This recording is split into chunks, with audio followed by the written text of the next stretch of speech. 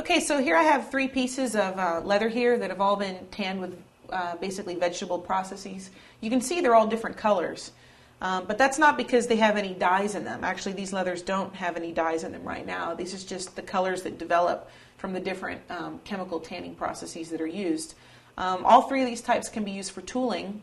One of the first things that you do when you begin to tool leather is you have to case it, and that just basically means moistening it so that you get a nice kind of moist core within kind of the inside of the leather.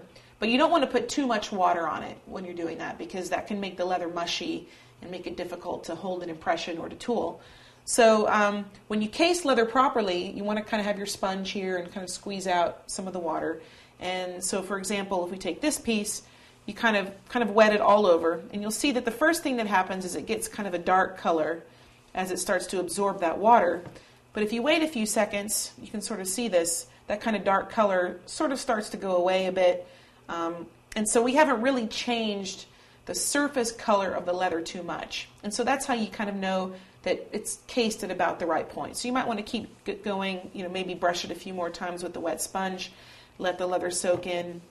And so what you're shooting for is a piece of leather that's wet in the core, but still, sort of almost dry to the touch on the outside. And the color it gets shouldn't be much darker than the color it was when it was dry. And so it just takes some practice to get it cased to about the right point.